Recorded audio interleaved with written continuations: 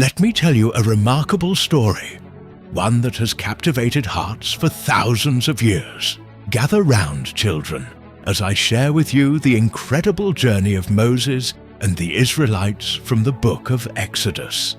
You see, long ago in ancient Egypt, the Israelites were slaves, working under the scorching sun, building magnificent pyramids and cities for the powerful Pharaoh. Life was unbearably harsh, and their cries for freedom echoed through the land. But there was a baby boy, hidden in a basket among the reeds of the Nile River by his desperate mother. This child was found by Pharaoh's daughter, who named him Moses and raised him as her own in the royal palace. Imagine that, a Hebrew child growing up as an Egyptian prince. As Moses grew older, he couldn't ignore the suffering of his people. One day, after witnessing an Egyptian beating a Hebrew slave, something changed in his heart.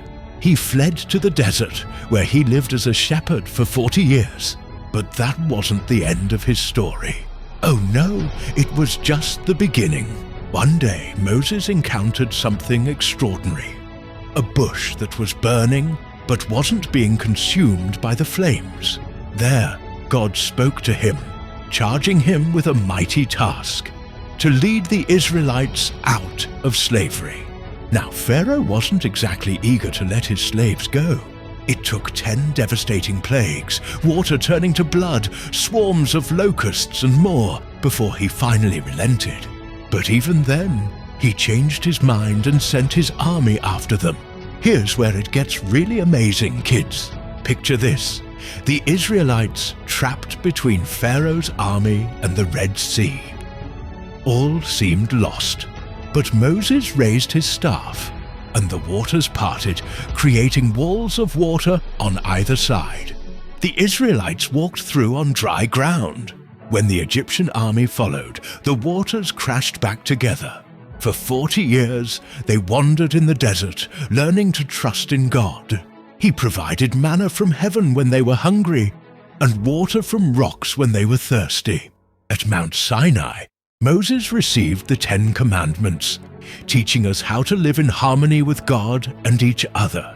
You know what I love most about this story?